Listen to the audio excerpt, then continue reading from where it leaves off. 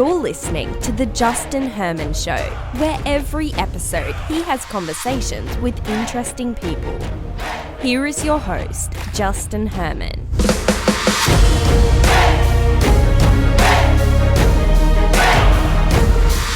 So we're here with Mark Devine. Mark, thanks so much for making time for us, man.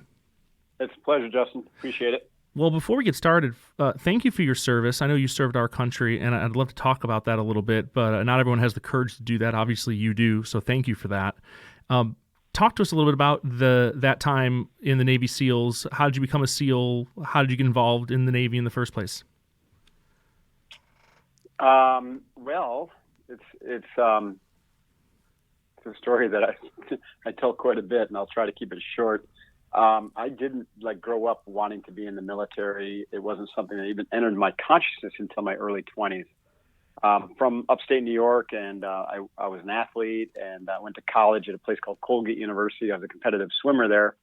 And after Colgate, I was hired by a consulting firm, accounting and consulting firm named Coopers & Lybrand, which became PriceWaterhouseCoopers.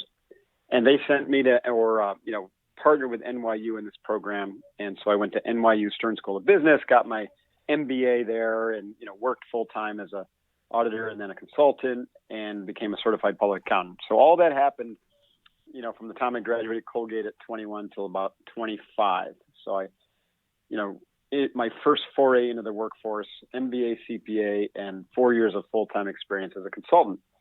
You might think that I was off to the races and everything was rosy, but what happened kind of during that time in a parallel path was I got deeply involved in Zen practice through a master martial arts instructor named Tadashi Nakamura, who's a 10th degree black belt. Whoa. But his passion was Zen, and he taught Zen through this martial art. And it was really interesting. I just took to it, and I immediately, after struggling with meditation just like anybody else, I started to experience some significant benefits and changes in the way my mind was working, and my insights and intuition were lighting up. And what I was getting all sorts of messages when I was on the bench, so to speak, meditating. They were telling me that I was completely misaligned with my calling in life, that, everything I was doing, all these great little letters I was getting after my name, MBA, CPA, yeah, and all the money that was, eventually was going to pile up in the bank account were meaningless, and that I was completely missing something that I was meant to do. And it turns out that was to be a warrior and to lead warriors and to teach warriors. Of course, it's not like that idea popped in my head in one, meditation session. It took several years for that to kind of all evolve. So in 1989, I packed my bags and moved on to the SEALs. I went to Officer Candidate School, then I went through Navy SEAL training, BUDS class 170, where I pretty much dominated, and I give a lot of that credit to the Zen training, along with some other skills that I had developed through that and through the martial arts, not to my athleticism, although that certainly didn't hurt, but that was like a prerequisite. So I graduated number one in my Navy SEAL training class, and got my entire boat crew graduated with me because we were there supporting each other, and there was quite a bit of lessons and learning around that. And then I served for 20 years as a SEAL, 10 of them on active duty, served at SEAL Team 3 and SEAL Delivery Vehicle Team 1, and then 10 years as a reserve officer, as the commanding officer of Reserve SEAL Team 1, and also at SOCPAC, Special Operations Command-Pacific. I was mobilized several times to combat, went to Iraq, went to other places in Northern Africa and whatnot. So quite an extraordinary career. Yeah. What I really was passionate about wasn't so much the shoot 'em up, bang, bang, even though I was, effective leading my teams in their missions. But I really was passionate about the developmental aspect of, developing leaders and doing that, with my teams. And then that became kind of a future calling, as I was moving away from being the direct leader of combat elements, I, was moving more toward developing kind of the next generation of warriors. And that led to my developing the business of SEALFIT, which originally was designed to train SEALs and special operators for their pipeline training as well as for combat. And that business is going on today. It's very successful. And then out of that grew my corporate training and leadership development business called Unbeatable, where we use a lot of these similar tactics that I've been working on over the years to develop leaders and corporate teams. So it's been quite a journey. So when you looked at everyone, you had, MBA, all the letters after your name, just like you said, and you told them, hey, I think I have a different path, a different calling in life, and I'm going to leave and start pursuing that. Was everyone supportive? Were people like, I don't know, man, Mark, that sounds crazy? Like, what was the response to those who knew you when you're making this big life change? My closest friends were supportive because they saw that I wasn't really happy and that there was aspects of my personality maybe that were hidden from me, but obvious to them, that said, that told them that was a really good move for me. My family completely blew up and freaked out about it. And so they weren't supportive. And then some others, were very judgmental. I don't know, how much this has changed, but certainly in the 80s, in the East Coast, coming from kind of that elite university and kind of corporate world, certainly the military was looked down upon. It was something that you kind of did if you had no other choices. It was for down on your luck people, in the hinterland. But, if you grew up in the right household and you had the education that I had, it was very unlikely that someone would choose the military or the special operations as a career. That's changed quite a bit, largely because of the awareness around the SEALs. No one really knew who they were back then. There was, and much to their delight, they were the quiet professionals back then. And now the Pandora's box has been opened on that with regard to SEALs and Spec Ops. But it was difficult because there wasn't a lot of support I was getting, and it wasn't something that was common to basically blast out of a high-paying job in the pedigrees to go, basically take a 90% pay cut and put yourself in extreme danger. Oh, yeah. In those situations that the SEALs were operating in. But it was 100% the right path for me, and I have zero regrets from it. And I can't even imagine not having turned toward my calling in life and aligned with that, because everything then flows from there. When you're not aligned with your calling or your, what I call your 3 Ps, your passion, purpose, and principles, and have a clearer vision about your future, then you're basically just pushing a stone up the hill every day like Sisyphus. And, work is a struggle. Everything becomes a struggle because you're out of alignment, you're out of sync with where you're supposed to be in life.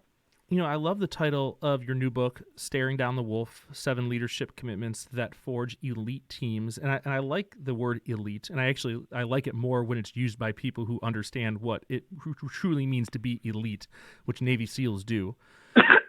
When you were first deciding to make this big life transition, because there's a lot of people out there who probably have that feeling that you had, they just don't have the courage to take the step that you did. They'll be stuck in their job or stuck in whatever they're doing because they just don't have the courage to fight for or sacrifice the comfortable and the safe for what could be the elite. The comfort is sometimes a lot more satisfying and safe than taking the big risk. But if you want elite, there's going to be a little bit of risk taking in that. So for you, who has spent time really in the elite, what was that big, learning moment for you, or the big aha moment for you that again, for the person listening who they wish they're saying, man, I wish I could do what Mark did. I kind of have that desire, that thing, but they're just saying, well, man, it's just safer to stay where I'm at. What was that thing that you would say to them? Like, hey, do it, go, give it a shot, try it, start that thing. Don't just stay where it's comfortable and safe. Yeah, there's a lot that I would say. In fact, I've written books about it.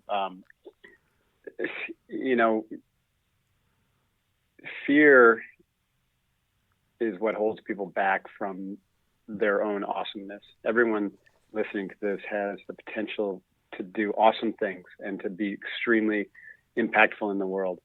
But you have this fear, and fear is when you have your over attachment to your ego's idea of who you are and what you are, right? So a lot of people wouldn't have done or won't do what I did because they fear the loss of reputation. They fear the unknown of what's coming at them, maybe the challenge or the pain of the potential training, that they're going to go through to become a Navy SEAL. They fear failure because, 85% of people who try Navy SEAL training fail. Mm-hmm. So fear, like I look at a couple acronyms that I enjoy talking about with fear: false expectations that appear real. And so that's your ego basically expecting an outcome that is different than it would be if you just approached it methodically and with the attitude of deep commitment and this is the right path, or this is the right thing for me. And so we build up all these expectations, and then we go forward. And of course, those expectations are just a construct of your mind, right? So that fear really ends up being a construct of the mind. There's ultimately, when you move away from the fear, you let all that go, and you let go of the attachments to the outcomes, the fear drops away. The other one is false evidence appearing real. So people have this evidence that they build up in their mind. They say, well, that's for other people. It's not for me. But that evidence is based upon false realities. Everyone who is an able-bodied individual, and I'm counting out unfortunate people who may have the serious physical limitations, or are born in the wrong place, or just simply don't have the maybe the intelligence. There's a lot of reasons why something like the SEALs are truly out of reach. Yeah. But everyone who is by all of the measures pretty standard, like I was, like a normal or average kid or teenager or young adult, has a potential to do something like that, or like I did. And to acknowledge that is really the first step, is that I got the potential. Now it's just a matter of me tapping into that potential and figuring out how to bring it forth, and not not acting out of that fear. And then once you make that deep commitment to actually moving toward that which you want, say moving away from being a normal corporate person to being a Navy SEAL, then it's basically a methodological approach to becoming the person that's worthy of making it through the training, of becoming a person that's worthy of serving alongside other SEALs in combat, as well as doing the actual skill-based training that's going to give you a shot at even entering the training pipelines or the actual training. Yeah. So there's these two aspects. One is, who do I need to be, and what do I need to do? And then you break those down into their smallest component parts, and you do something about it every day. Mm-hmm. And essentially that's the formula that I followed. I did something on becoming worthy of being a SEAL, and I did something to learn the physical, mental, and tactical skills that I would need to get through the training. And I gave myself enough time, and I had benchmarks and measuring sticks that would tell me how I'm making progress along the way. And I had one or two mentors to help me, even though they were few and far between back in my day. Now there's quite a few people who can mentor you along those paths, like I do through SEALFIT. Yeah. So long answer to a short question, but anybody has the potential to do it. If you got the raw material, it's just the belief and the commitment, and then the actual methodological training plan, one step in front of the other, one day at a time, day in and day out. Yeah. Well, your new book, who is the perfect person to be handed a copy of your new book? Is it the CEO? Is it the executive leader? Is it the person who maybe is lower on the totem pole? They're only leading a couple things. Like, who is the perfect audience for your new book? Any aspiring leader or active leader. I love that. And the new book, Staring Down the Wolf, it's a reference to this staring down the wolf of fear. And fear is, like we talked about earlier, is a mental concept. When you act out of your head alone, your brain alone, you're always going to have fear. And you're going to have negative reactionary conditioning, because that's the way the brain works. Like, we have 5 times as much negative programming, negative dialogue, negative self-talk as we do positive. It's just the way we're wired. We're wired with a negativity bias. Yeah. But when you act out of your heart mind, you have courage. In fact, courage means acting from heart. And when you feed your heart mind and you feed courage, there is no fear. And so you starve fear by feeding courage. Now, a leader usually has been taught tactical skills of, how to develop strategy, how to communicate for motivation, and a lot of times they deploy these skills in a manner that separates them, sometimes in a gross way or like an intense way, or sometimes very subtle ways, from their team, because they're putting themselves in a positional role or an autocratic role or an ego role. And that means they're ended up wearing a mask, which makes them inauthentic or appear inauthentic to their teammates. So therefore, their teammates have diminished trust and respect for the leader in that situation, and they are going to operate at the lowest common denominator. Then they're not going to open themselves up fully to the leader or the team, and the energy gets stuck, and you don't get elite level performance out of the team. And so any leader or aspiring leader who wants to perform at elite level themselves and unlock the full potential of their team, they need to do this work to basically stare down their fears and to overcome their biases and their emotional shadow aspects that are preventing that depth of connection and authenticity with their team. And that's, the book came out of my work. Like, I had great success leading teams in the military, but in the civilian world, I found it a lot harder because I didn't have the unbelievable, powerful structure and culture of the teams that basically made sure that you had a very homogeneous population of teammates, all who were basically committed to a lot of these commitments I talk about in the book, such as courage, trust, respect, resiliency, and alignment.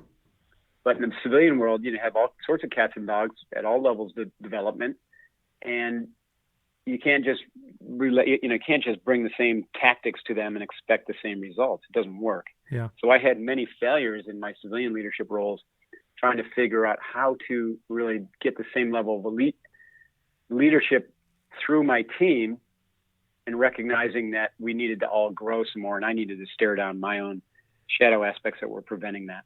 So it's an interesting look. Would you mind sharing one of those failure stories? And this is the reason why I ask, because I failed at things before, for sure. I think a lot of leaders who are trying new things and trying to figure out their voice and their style of leading will fail along the way. And I think there's freedom in failure as long as you don't let it break you and take you out of the game for good. So I always like getting like a good failure story, because clearly it's something you've learned from and moved past. But I'd love to dissect that a little bit.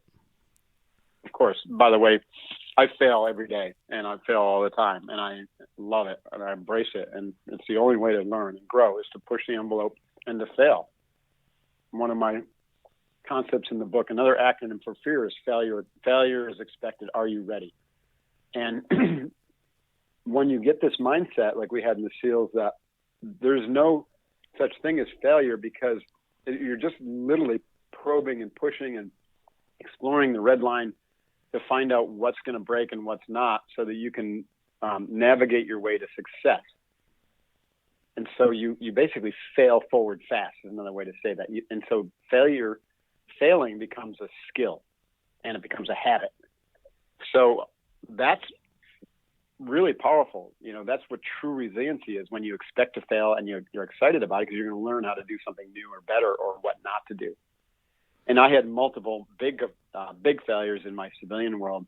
One of the, since you asked specifically, one of them around trust. So I profiled different failures I had around some of these early commitments of the 7 commitments that I talk about. The first 3 were really, really rich opportunities for growth, and those are around courage, trust, and respect. I failed on trust when I went in. After I got off active duty, I was asked to come in as CEO of an adventure leadership company. And the 2 founders, I knew them. They were former SEALs, and the great guys. They weren't great businessmen, but they were great guys. And I had some business skills already, because I had launched a award-winning microbrewery restaurant in Coronado, California, the home of the SEALs, called the Coronado Brewing Company. And that thing was thriving. It was about a $10 million business, and I was the founder and a co-founder and CEO, even though I tell a story in the book about another failure with that around courage, which led me to leave that business. Having said that, so I came into the CEO situation with these two co-founders, and we were, making great progress. We had some big contracts lined up. Like we did big events with Starbucks and a few other big companies, and we were off to the races. And so we were negotiating with some other big contracts. We realized we needed to bring on some more teammates to build this company. And there were a couple guys that we knew who really had some unique skills, and they weren't the kind of skills that we could just hire these guys. So in order to get them, we had to basically bring them on the team and offer them equity. Okay, so that's the backdrop. So we brought these two guys on, and they started to dig in.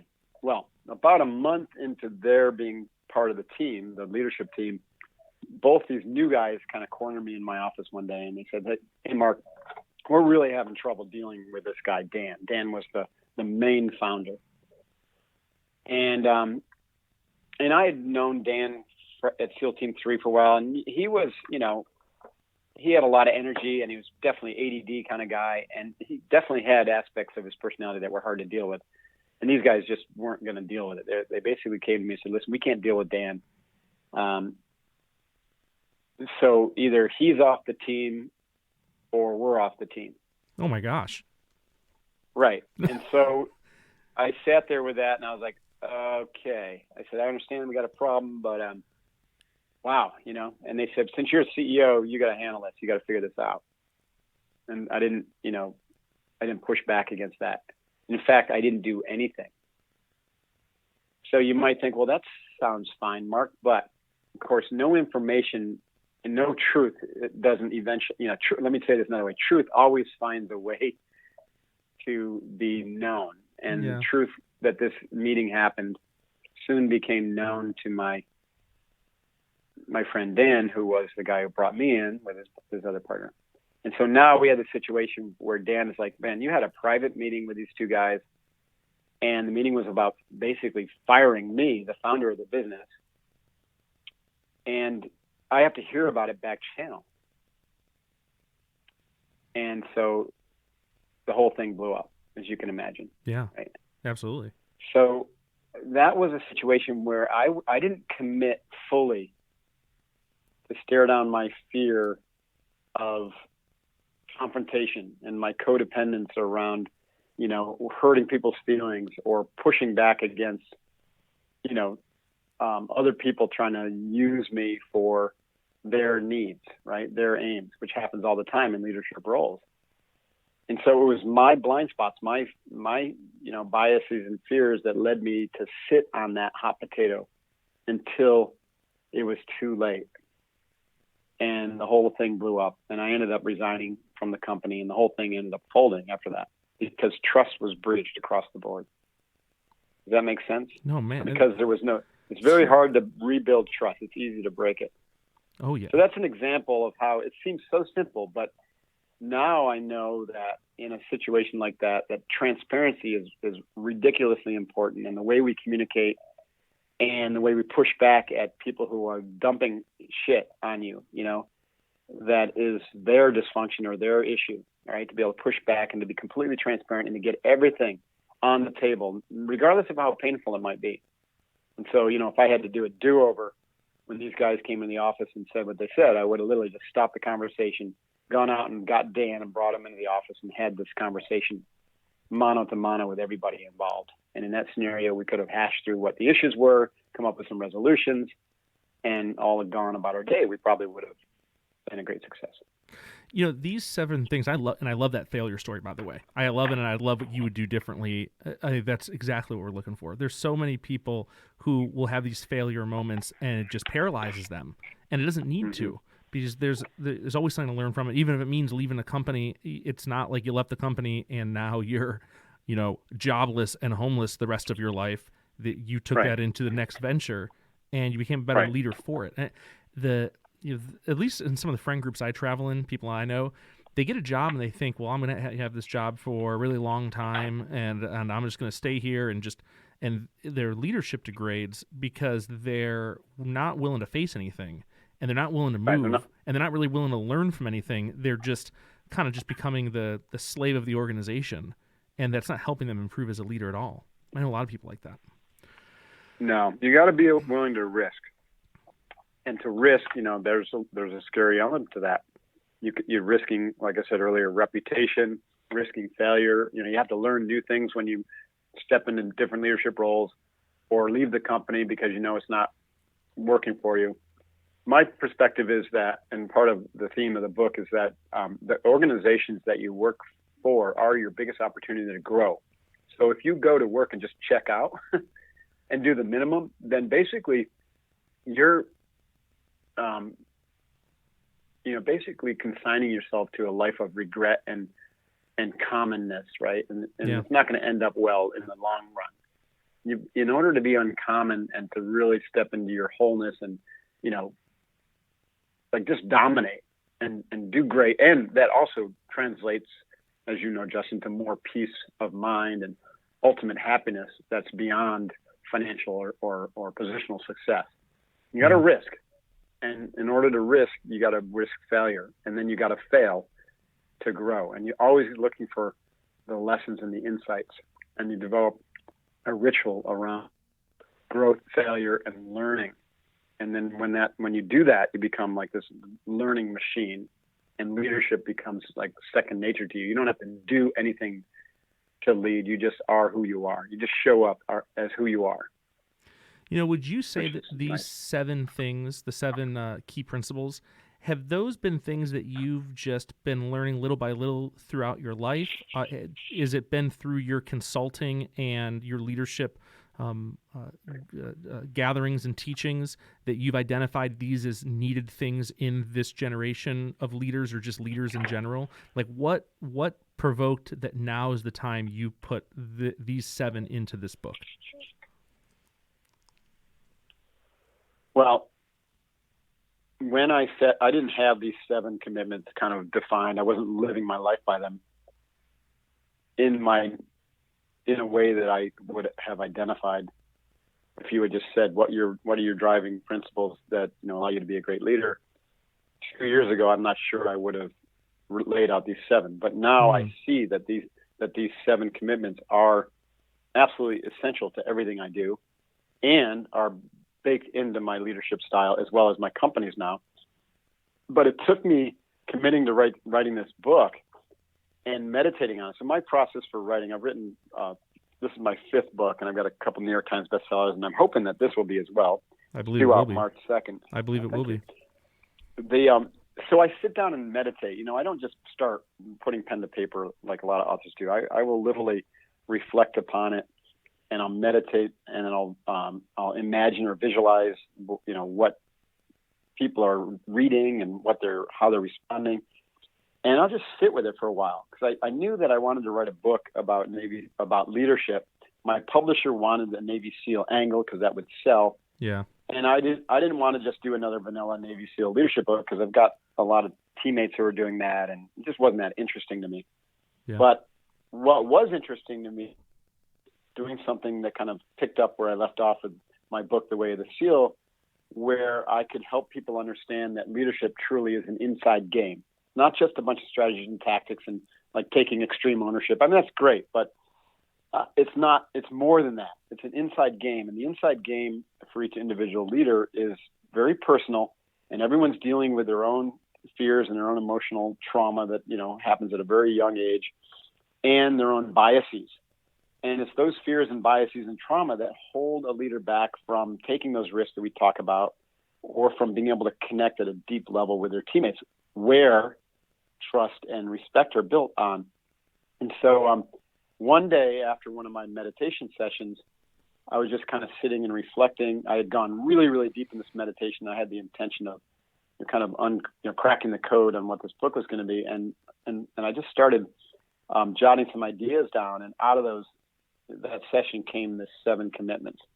And I literally only had to reorder one commitment after I did that, right? They all came out generally in this order, except for, I think, excellence and growth. And it was like, wow. So the book kind of wrote itself in that regard, where these principles kind of came through me And then I began to flesh each of them out. And then I realized that, these are absolutely essential and they've been with me forever, but I didn't always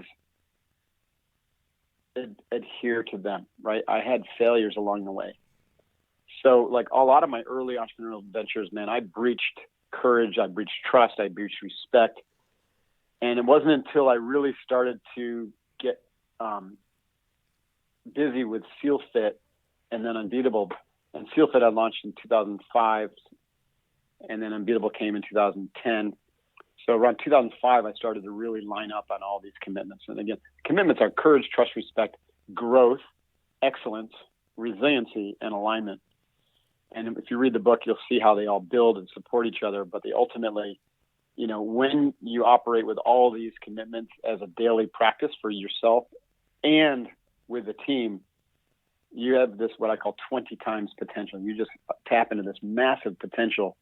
And also your vision for what you're capable of as a team expands dramatically. So you want to take on bigger and bigger missions and kind of like save the world type missions. So that's really what the book is about. And that was been my personal experience through, my daily practices of integration, which have led me to uncover these 7 commitments.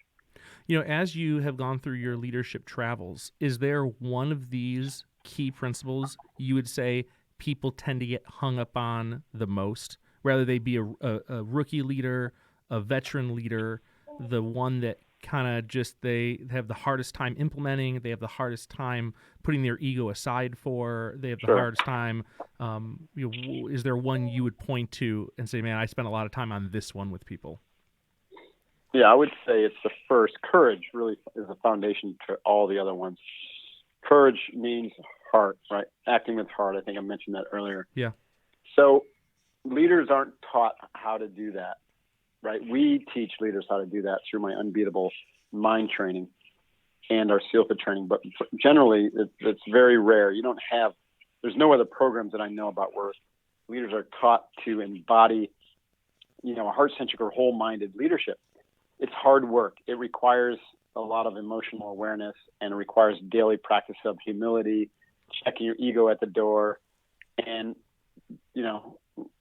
defining who you are on a daily basis and getting out of the ego structures or identification of who you are and more into kind of the spiritual or universal. When you do this, you accelerate your growth, generally speaking, very quickly. But it takes courage. It's hard work. And most people don't have the time. They're overly distracted. They're running from one thing to another. They haven't been taught. They're afraid to go there. They half-heartedly try to meditate by listening to, Headspace or 10% Happier or whatever, or some guided visualization, and their minds are going all over the place because they haven't learned how to do this, and they haven't experienced how important it is to courageously dive into the work of self-awareness and getting into your heart mind, opening up your heart mind so that you can be more authentic and whole as a person. So that's the hardest part. And and for me, it's been a lifelong practice. It started when I started the Zen training with Nakamura in New York City back in 1985. And it continues to this very day. So that's, developing courage, not just like physical courage to, fight off an attacker, but I'm talking about moral courage and spiritual courage to do the right thing in spite of the consequences, to do the right thing even when no one's looking, and to know what the right thing is to do at the right time for the right reasons. That's what I mean by developing courage. For the person out there who they've just had a real big kick in the teeth to their themselves, their profession. They are trying to find the courage to kind of pick the pieces back up and keep moving forward. What kind of advice do you give that person? How would you point that person in the right direction? Maybe let's just say they were fired from a job and it was a total shock and they have not been able to get back on the horse. It's been a number of months, and they would hear what you just said and say, I identify with that. I feel like I lack the courage to stand back up and get moving again because what happened really crippled me. And, in a moment of awareness, it has crippled me so much that I'm just incapable of taken another risk like that because I don't want to blow up my face again. What would you say to that person? Well, if I had the opportunity to sit down with that person, I would start with working with them to understand that they are not what happens to them. They are not the stories and the dramas of their life. That just happened. It doesn't define who they are. Who they are is someone much more profound and still has unbelievable potential. And it's likely that what happened for a reason, because they weren't in alignment. They weren't living their true calling. That's when bad shit happens. When you're living your calling, bad shit tends to not happen much. And not to suggest that accidents can't still happen. They will. But generally speaking, when you're not living your calling, from my yoga training perspective, you're accruing negative karma because you're not aligned. You're not doing what you're supposed to be doing on this planet. And I really believe, truly from my heart, this has been my experience, that all of us have a unique calling, a unique, what the yogis would call svadharma. And it's critical to do that, to line up with that. So if you just get fired or your job didn't work out or your business imploded, it's because it was the wrong job or the wrong business. So you should be happy about that. Failure is expected. Are you ready? What did you learn from it? So that would be the first thing. You are not that story. You are much bigger. If that happened, it happened for a reason, and it's pushing you in the right direction and away from the wrong direction. So applaud it. Now, get busy, right? So then how do you get busy? Well, I'd say you got to figure out who you are before you figure out what to do. So begin a practice of rebalancing your body, mind, system and going deeper into the inner domain through, some of the practices I talk about in my book, Unbeatable Mind, or even introduce in Staring Down the Wolf. So rebalancing the system through daily practice of box breathing, developing a concentrated mind so that you can turn that concentration like a flashlight into your inner domain to begin to see and ask the questions. Who am I? Why am I here? And what am I going to do about it? And to spend a few weeks, if not a month or two, doing that so that you can really get clear about what's the next move. Too many people just bounce from one thing to another. And I would revise that statement. They bounce from one wrong thing to another wrong thing. And they keep wondering why they're not making any progress or not enjoying their life, right? Each job is a disaster. And every time they get into a new job, there's some other reason. It's someone else's fault, right? It's this job, it's the boss, it's a jerk. The next job, it's the team. You don't like them. The next job, you can't stand what you're doing.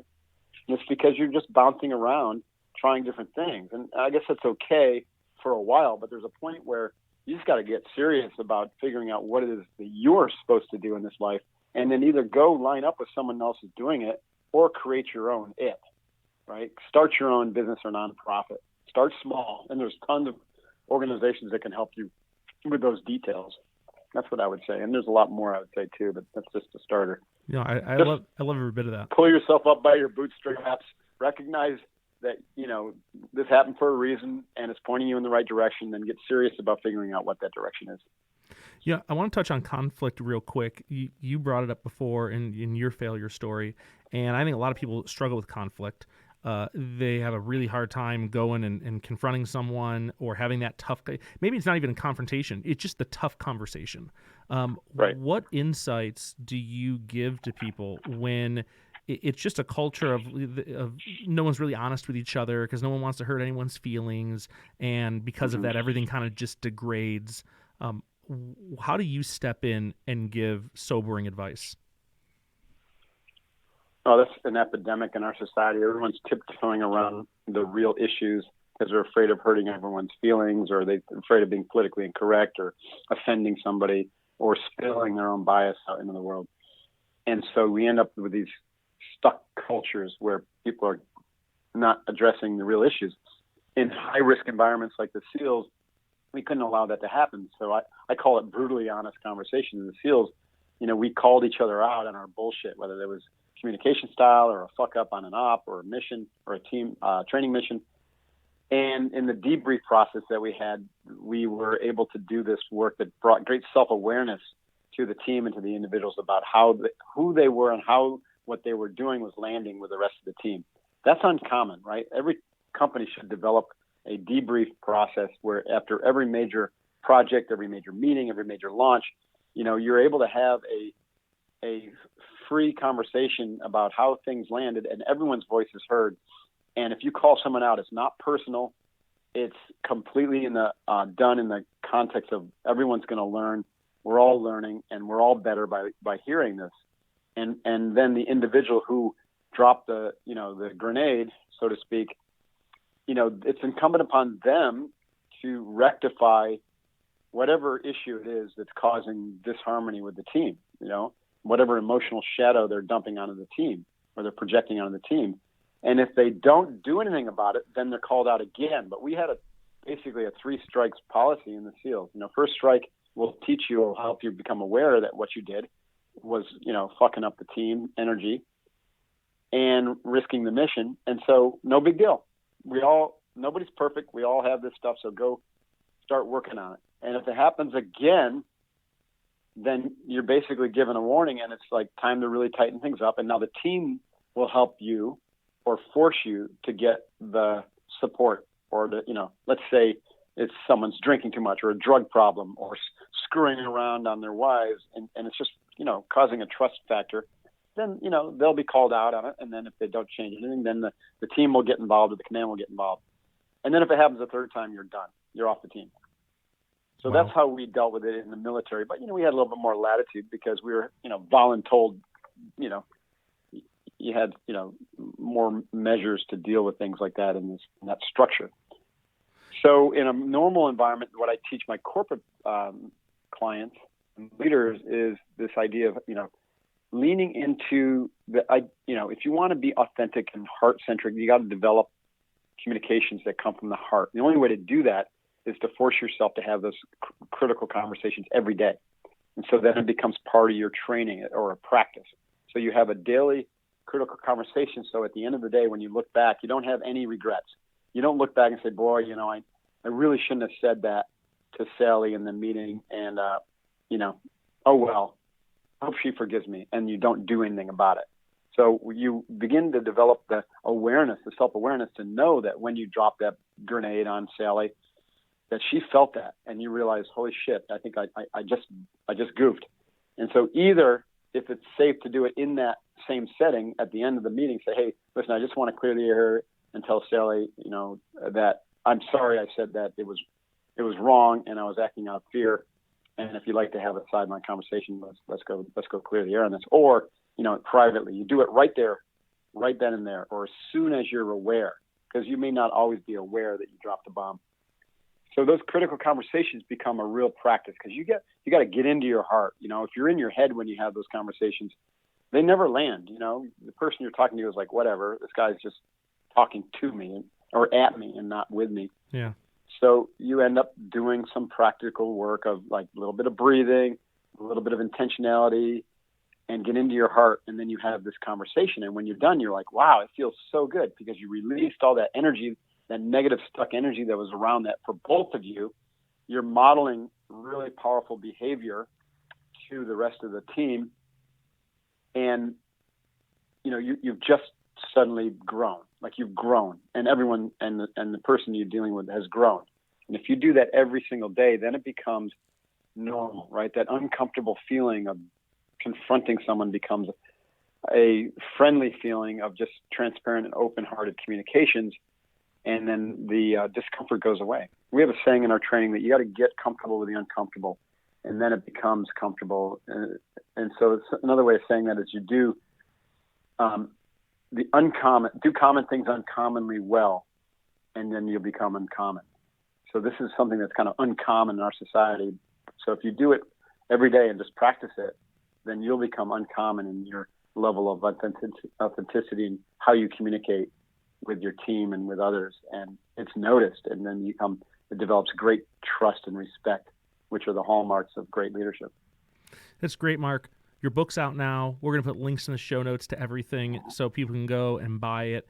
And thank you so much for spending time with us, man. This has been great. I love the book. I've been able to read it. Obviously, I got an advanced copy. Really exciting stuff. But I'm encouraging everyone to go pick up a copy of it. I think it's really good stuff. And do you have any websites or anything we could send people to check out? Are you on Twitter? Are you on YouTube? What are you doing?